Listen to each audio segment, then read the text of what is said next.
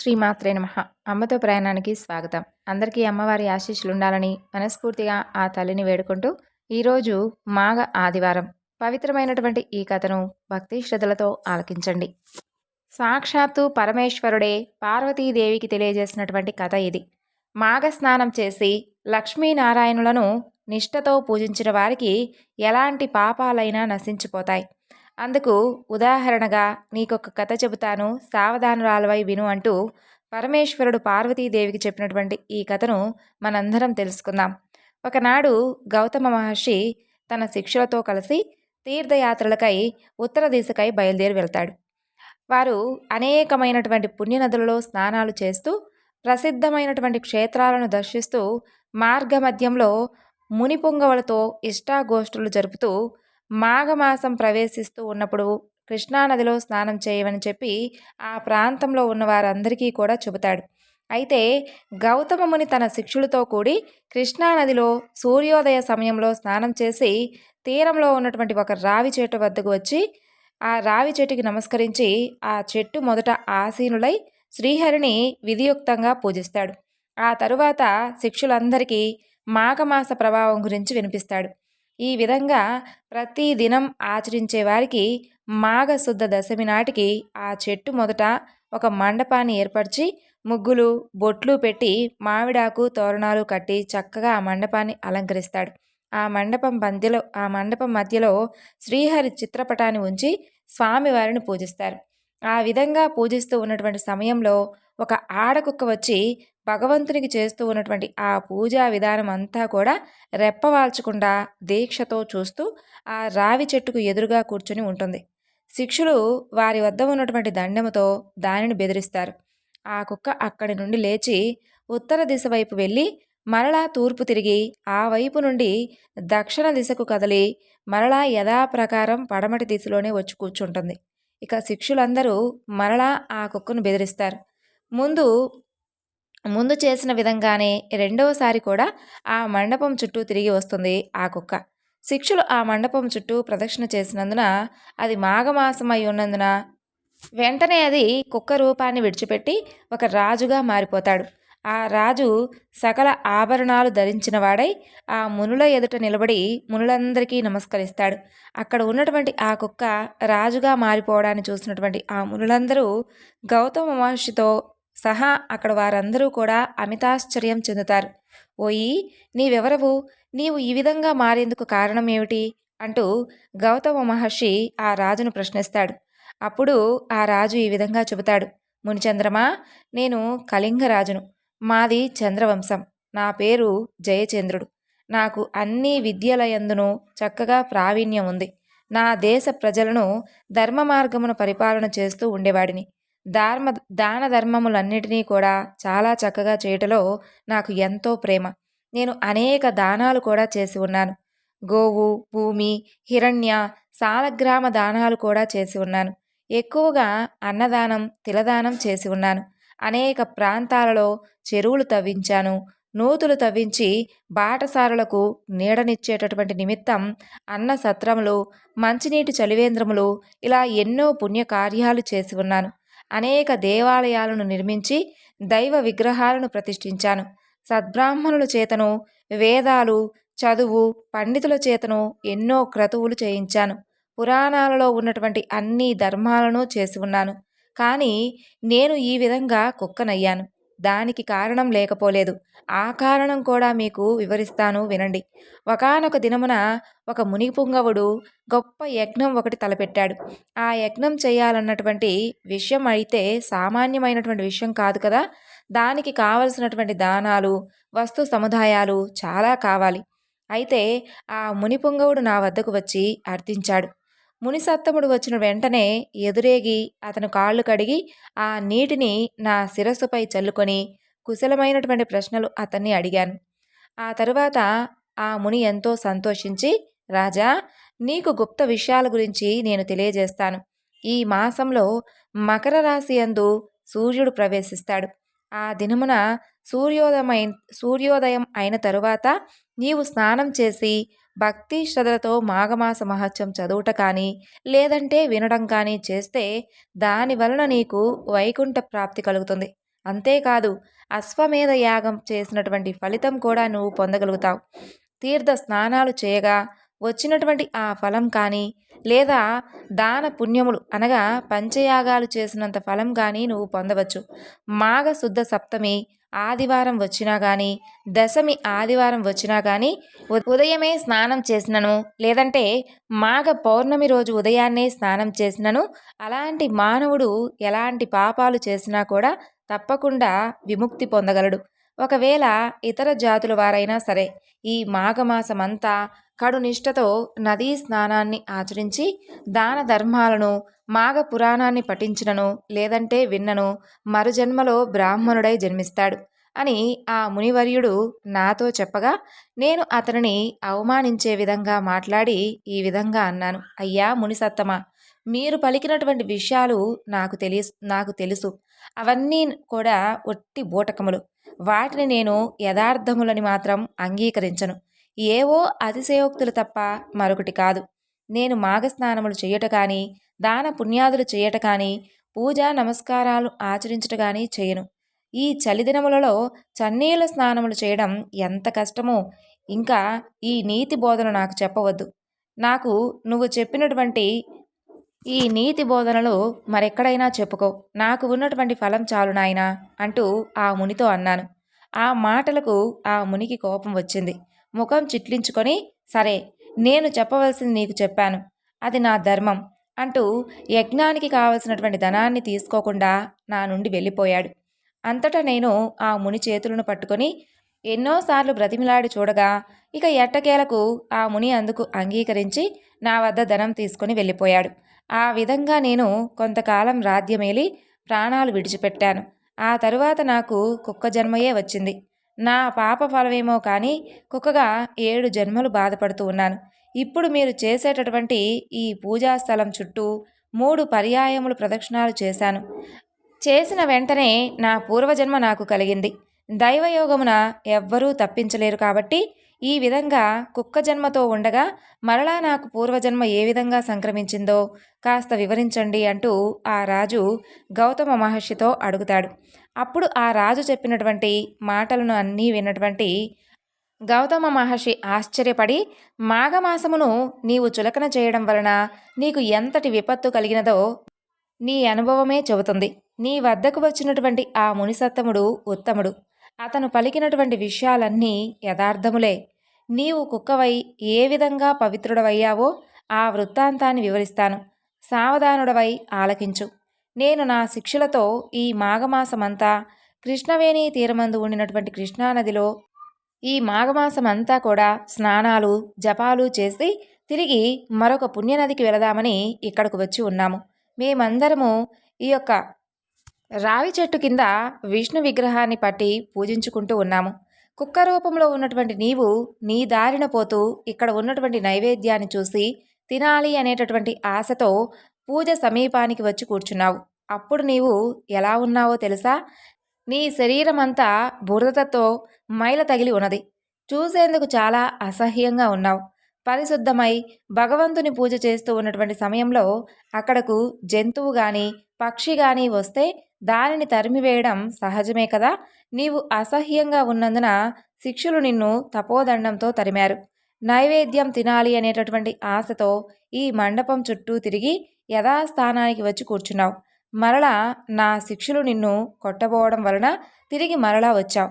అలా 3 పర్యాయములు తిరగడం వలన భగవంతుడు నీ రూపాన్ని మార్చి నిజ రూపాన్ని ప్రసాదించాడు. అనగా మాఘమాస ఫలం భగవంతుని మండపం చుట్టూ తిరగడం వలన నీ పునర్జన్మ నీకు తిరిగి వచ్చిందనమాట. ఇక మాఘమాసమంతా నదిలో స్నానం చేసి భగవంతుని ధ్యానించి పురాణ పఠనం చేస్తే ఇంకెంతటి ఫలం వచ్చునో ఒక్కసారి నీవే ఊహించుకో అంటూ గౌతమ ఋషి ఆ రాజుతో చెప్పగా ఆ రాజు ఆ మాటలన్నీ విని ఎంతో సంతోషించి గౌతమ ఋషికి అతని పరివారం అంతటికీ నమస్కరించి అంతలో ఆ రావి చెట్టులో ఉన్నటువంటి ఒక తొర నుండి ఒక మండూకం బయటకు వచ్చి ఆ గౌతమ ఋషి పాదాలపై పడి బెకబెకమంటూ అరుస్తూ అటూ ఇటూ గెంతుతూ ఉంటుంది. హఠాత్తుగా కప్ప రూపాన్ని విడిచిపెట్టి ఒక ముని వనితగా మారిపోతుంది. ఆమె నవ యవ్వనవతి, అతి సుందరాంగి. ఆమె గౌతమ ఋషిని చూడగానే తనకు జ్ఞానోదయమై పూర్వజన్మ వృత్తాంతమంతా కూడా ఆమెకు జ్ఞాపకం వస్తుంది. అప్పుడు గౌతమ ముని, అమ్మాయి, నీవు ఎవరి దానవు? నీ నామధేయమేమిటి? నీ వృత్తాంతం తెలియజేయి అని ప్రశ్నిస్తాడు. ఇక గౌతమ మునిని చూడగానే తన పూర్వజన్మ వృత్తాంతం అంతా తెలిసినటువంటి ఆ యువతి ఈ విధంగా చెబుతుంది. మునిశ్రేష్ఠ, నా వృత్తాంతం గురించి తెలియజేస్తాను, సావధానమై ఆలకించండి. నా జన్మస్థానము గోదావరి నదికి సమీపమందున్నటువంటి ఒక కుగ్రామము. నా తండ్రి పేరు హరిశర్మ, నా పేరు మంజుల. నన్ను నా తండ్రి కావేరీ తీర్థవాసి అయినటువంటి జ్ఞానానందుడు అనేటటువంటి అతనికి ఇచ్చి వివాహం చేశాడు. అతను దైవభక్తుడు, జ్ఞాని, నిగర్వి. మాకు వివాహమైన వెంటనే అతని వెంట కాపురమునకు వెళ్ళాను. మరికొన్నాళ్లకు మాఘమాసం ప్రవేశించింది. ఒకనాడు నా భర్త, సఖీ, మాఘమాసం ప్రవేశించినది. మాఘమాసం చాలా పవిత్రమైనది. దీని యొక్క మహత్తు చాలా విలువైనది. నేను నా చిన్నతనం నుండి ప్రతి సంవత్సరం మాఘస్నానములు చేస్తూ ఉన్నాను. ఇప్పుడు నీవు నా భార్యవై ఉన్నావు కాబట్టి నీవు కూడా ఈ మాఘమాసమంతా ఈ కావేరీ నదిలో స్నానమాచరించు. ప్రతి దినమే ప్రాతకాలం నిద్ర నుండి లేచి కాలకృత్యాలు తీర్చుకొని ఆ సమయానికే తెల్లవారి సూర్యోదయం అయిపోతుంది. సూర్యుడు ఉదయించిన వెంటనే నదికి వెళ్ళు. నదిలో స్నానం చేసిరా. ప్రభాత సూర్యునికి నమస్కరించిన తరువాత నది ఒడ్డున విష్ణువు యొక్క చిత్రపటం పెట్టి పువ్వులతోనూ మంచి గంధం, అగరు, ధూప దీపాలను వెలిగించి స్వామికి కండ శర్కర పటిక బెల్లం నైవేద్యంగా ఇచ్చి స్వామిని నమస్కరించు. ఆ తరువాత తులసి తీర్థాన్ని పుచ్చుకొని తలకు రాసుకో. మన కుటీరానికి వచ్చి మాఘ పురాణాన్ని రోజుకు ఒక అధ్యాయం చొప్పున పఠించు. దీనివలన నీకు చాలా మంచి ఫలితం కలుగుతుంది. నీ 5వ తరం చల్లగా ఉంటుంది అంటూ హితబోధ చేశాడు. నేను అతని మాటలను వినిపించుకోకుండా రుసరుసలాడి అతనిని నీచంగా చూశాను. నా భర్త శాంత స్వరూపుడు అయినను నేను హద్దుమీరి మాట్లాడటం వలన అతనికి కోపం వచ్చి నన్ను శపించాడు. ఓసి మూర్ఖురాలా, నా ఇంటికి వచ్చి నా వంశాన్ని ఉద్ధరిస్తావు అని అనుకున్నాను. కానీ నీవు ఇంతటి దైవద్వేషవని నాకు అస్సలు తెలియదు. నీవిక నాతో ఉండడానికి అవ్వని పని. మాఘమాస వ్రతం నీకింత నీచంగా కనిపించిందా? సరే, నీ పాపం నిన్నే శిక్షిస్తుంది. కాబట్టి నీవు కృష్ణానదీ తీరమునందు ఉన్నటువంటి ఒక రావి చెట్టు త్వరలో మాండూక రూపంలో ఉందువుగాక అంటూ నన్ను శపించాడు. వారి సింహగర్జనకు నేను వణికిపోయాను. వారి శాపమునకు భయపడిపోయాను. వారి రౌద్రాకారమును చూడలేకపోయాను. నాకు జ్ఞానోదయం కలిగింది. నా తప్పు నేను తెలుసుకున్నాను. ఎంత మూర్ఖత్వంగా ప్రవర్తించానో నాకు బాగా అర్థమయ్యి పశ్చాత్తాపం మొదలైంది. వెంటనే భర్త పాదాలపై పడి 2 పాదాలు పట్టుకొని, నాకు ఈ శాపం ఏ విధంగా తొలగిపోతుంది? మరలా నేను నిన్ను ఎప్పుడు కలుసుకుంటాను? నాకు ప్రాయశ్చిత్తం లేదా? అంటూ పరిపరి విధాలుగా ప్రార్థించగా నా ప్రార్థనను ఆలకించినటువంటి నా భర్త కొంత తడువు ఆలోచించి ఒక గడువు పెట్టాడు. అది ఏమిటి అంటే, గౌతమ మహర్షి గోదావరి నదీ తీరమందున్నటువంటి తన ఆశ్రమము నుండి ఉత్తర దేశ యాత్రలు చేసేందుకు బయలుదేరి తిరిగి మాఘశుద్ధ దశమి నాటికి కృష్ణానదీ స్నానం చేసేందుకు వస్తాడు. అలాంటి సమయంలో నీవు వారిని దర్శించిన ఎడల ఆ మహర్షి ప్రభావం వలన నీకు నిజరూపం కలుగుతుంది అని చెబుతూ ఉండగా నేను కప్పరూపాన్ని దాల్చాను. ఇక నా భర్త కూడా నా మూర్ఖత్వానికి విచారించాడు. ఇక నేను కప్పరూపంతో గెంతుకుంటూ కొన్ని దినాలకు కృష్ణానదీ తీరాన ఉన్నటువంటి ఇదిగో ఈ రావి చెట్టు త్వరలో నివాసాన్ని ఏర్పరచుకొని జీవిస్తూ మీ రాక కోసం ఎదురు చూస్తూ ఉన్నాను. ఇది జరిగి ఎంతకాలమైనదో నాకు కూడా తెలియదు అంటూ తన వృత్తాంతమంతా కూడా గౌతమ మునికి తెలియజేస్తుంది. అమ్మాయి, భయపడవద్దు. నీకు ఈ శాపం కలిగి 1000 ఏళ్లు పైగా అయిపోయింది. ఇంతకాలం నీవు అనేక కష్టాలు పడి ఇక 1000 ఏళ్ళైనటువంటి నీ భర్త కూడా ఏకాంతంగా చాలా కాలం జీవించి హరినామ సంకీర్తనలు చేస్తూ మృత్యుడయ్యాడు. అతనిప్పుడు వైకుంఠంలో ఉన్నాడు. నీవు తన మాటలను విననందున ఎంత కష్టపడ్డావో తెలిసింది కదా. మాఘమాస ప్రభావం అసామాన్యమైనది. సకల సౌభాగ్యాలు, పుత్ర సంతతి, ఆరోగ్యము కలుగటయే కాకుండా మోక్ష సాధనమైనటువంటి గొప్ప మాసం. దీనికి మించినటువంటి మరొక మాసం కానీ మరొక వ్రతం కానీ లేదు. విష్ణుమూర్తికి ప్రియమైనది ఈ వ్రతం. ఇటువంటి వ్రతాన్ని ఆచరించి నీ భర్త ఎంత చెప్పినా కూడా వినకుండా ఉండడం వలన నీకు ఇలాంటి దుస్థితి కలిగింది. నీ భర్త దూరదృష్టి కలిగినటువంటి జ్ఞాని. అతని గుణగణాలు కూడా చాలా గొప్పవి. నిన్ను పెళ్లి చేసుకున్న తర్వాత తన వంశాభివృద్ధి ఇంకా ఎక్కువగా ఉంటుంది అని ఆశతో ఉండేవాడు. కానీ నీ వలన అతనికి ఆశలన్నీ నిరాశలైపోయాయి. నీ మూర్ఖత్వం వలన నీ భర్తకు కోపం కలిగి నిన్ను శపించవలసి వచ్చింది. నిన్ను నీళ్లలో స్నానం చేయమన్నాడు, నీవు చేయనన్నావు. అందుకు నీకు నీరు దొరకకుండా చెట్టు త్వరలో జీవించమని శపించాడు. ఈ దినమున నా సమక్షంలో దైవ సన్నిధిని పడినందున నీ భర్త శాపం ప్రకారం మరలా నీ నిజరూపం నీవు పొందగలిగావు. అందులోనూ ఇది మాఘమాసం, కృష్ణానదీ తీరం కాగా మాఘమాస వ్రత సమయమున నీకు అన్ని విధాలా అనుకూలమైనటువంటి రోజు. అందువలన నీవు వెంటనే శుచివై రమ్ము. స్త్రీలు కానీ పురుషులు కానీ ఈ సమయంలో ప్రాతకాలమున స్నానం చేసిన ఎడల విష్ణు సాన్నిధ్యం పొందుతారు. ఎవరైనా తెలిసి కానీ తెలియక కానీ మాఘశుద్ధ సప్తమి, దశమి, పౌర్ణమి ఎందును పాడ్యమి రోజునను నదీ స్నానములు ఆచరించిన వారికి పాపాలన్నీ నశించిపోతాయి. శ్రీమన్నారాయణుణ్ణి పూజించి పురాణ కాలక్షేపం చేసిన వారికి ఆ శ్రీహరి సంతోషించి మనోవాంఛ సిద్ధించే విధంగా వరాన్ని ఇస్తాడు. భక్తి శ్రద్ధలతో మాఘ పురాణాన్ని విన్నవారికి మోక్ష ప్రాప్తి కలిగేలా చేస్తాడు అంటూ గౌతమ ముని ఆ ముని వనితతో చెప్పినట్లుగా ఆ పరమేశ్వరుడు పార్వతీదేవితో ఈ కథ చెప్పాడు. మరి ఇంతటి పవిత్రమైనటువంటి ఈ మాఘమాసంలో ఈ కథను కూడా ఒకసారి విందాం. పాల సముద్రంలో త్రికూటం అనేటటువంటి అందమైనటువంటి పర్వతం ఉండేది. అది 10,000 ఆమడాల పొడవు, అంతే వెడల్పు, ఎత్తు కలిగి త్రిభుజాకారంలో ఉండేది. దానికి బంగారం, వెండి, ఇనుము నిండినటువంటి 3 శిఖరాలు ఉంటాయి. ఆ కొండ ఆకాశాన్ని అంటే పెద్ద పెద్ద కల్పవృక్షాల లాంటి చెట్లతో, గల్లుగల్లుమని మ్రోగుతూ పారేటటువంటి సెలయేర్లతో, మంచినీటి సరస్సులతో, రంగురంగుల రత్నాలతో, ధాతువులతో నిండి ఉంటుంది. ఆ త్రికూటం దేవతలను, యక్షులను, కిన్నెరలను కూడా ఆకర్షిస్తూ ఉండేది. అయితే ఆ అడవిలో లెక్కకు మించినటువంటి మదించినటువంటి ఏనుగులు, ఇతర జంతువులు కన్నెత్తి చూడడానికి కూడా భయపడేంత భయంకరంగా ఉంటాయి. అవి ఒకనాటి సాయంత్రం కొండ గుహలలో నుండి విహారానికై బయలుదేరుతాయి. ఆ మదపుటేనుగులు రకరకాల క్రీడలతో విహరిస్తూ ఉంటాయి. ఆటలు ఆడి ఆడి వాటికి బాగా దాహం వేస్తుంది. నీళ్ల మడుగు వైపు చూస్తాయి. అలా నడిచి వెళతాయి. ఆ ఏనుగులు రాజైనటువంటి గజేంద్రుడు దారి తప్పి ఆ గుంపు నుండి విడిపోతాడు. కొన్ని ఆడ ఏనుగులు మాత్రం ఆ గజరాజును సేవిస్తూ అతని వెంట ఉంటాయి. వాటితో క్రీడిస్తూ విహరిస్తూ వేరే దారి గుండా నడుస్తాడు గజరాజు. అలా గజరాజు ఒకచోట ఒక నీటి మడుగు చూస్తాడు. ఆ మడుగులో ఎన్నో విచ్చుకున్నటువంటి కమలాలు, కలువలు ఉంటాయి. మదపటేనుగులన్నీ నిర్మలంగా ఉన్నటువంటి ఆ పద్మ సరస్సును చూసి దప్పికతో అందులోకి దిగుతాయి. గలగలమని శబ్దాలు చేస్తూ నిండుగా నీళ్లు తాగుతాయి. గజరాజు తన తొండంతో నీళ్లు పీల్చి మునిగాళ్లపై నిలిచి వేగంగా పైకి చిమ్ముతాడు. ఆ ఆడ ఏనుగులపై నీళ్లు చల్లుతాడు. తన ఆటలతో ఆ సరస్సును అల్లకల్లోలం చేస్తాడు. దానితో ఆ మడుగు అందచందాలు అన్నీ మాసిపోతాయి. ఆ విధంగా ఆ గజరాజు సరస్సులో క్రీడించే సమయంలో ఆ మడుగులో ఒక మూల దాగి ఉన్నటువంటి ఒక మొసలిరాజు అతనిని చూస్తాడు. బుగబుగమనేటటువంటి చప్పులతో పెద్ద పెద్ద బుడగలు పుట్టి అలలు ఆకాశానికి ఎగిరిపడే విధంగా, గాలికి సుడిగుండాలు లేచే విధంగా తోక జాడిస్తాడు.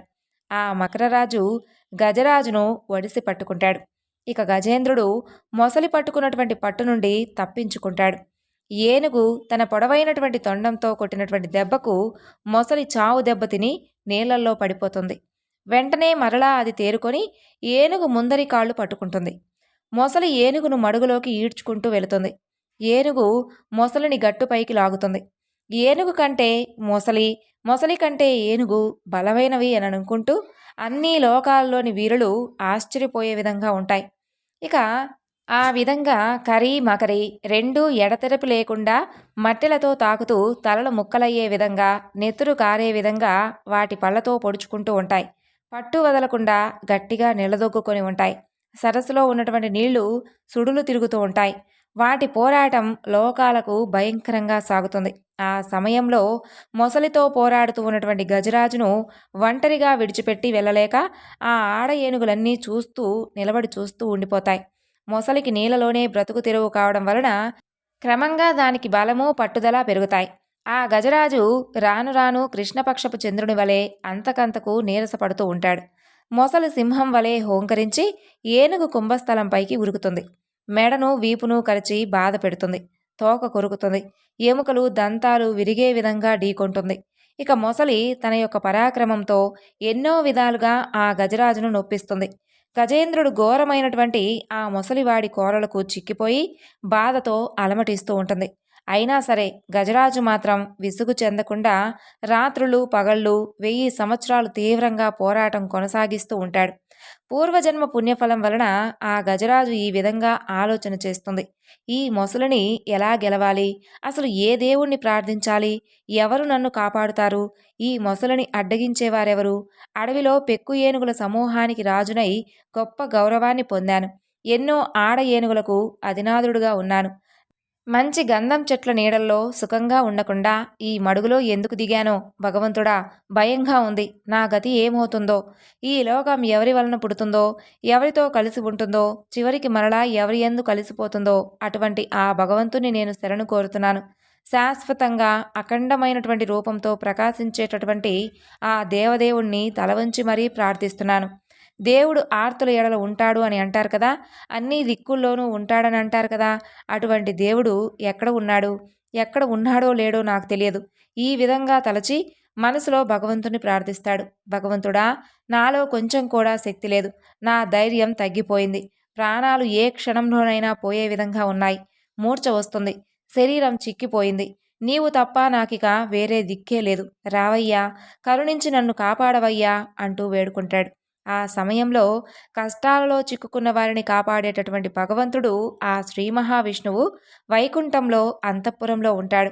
అందులోనూ ఒక పక్కన ఉన్నటువంటి మేడకు దగ్గరలో ఉన్నటువంటి అమృత సరస్సు దగ్గర చంద్రకాంత శిలల అరుగుపై కలువ పువ్వుల పాన్పుపై శ్రీ మహాలక్ష్మీదేవితో వినోదిస్తూ ఉంటాడు.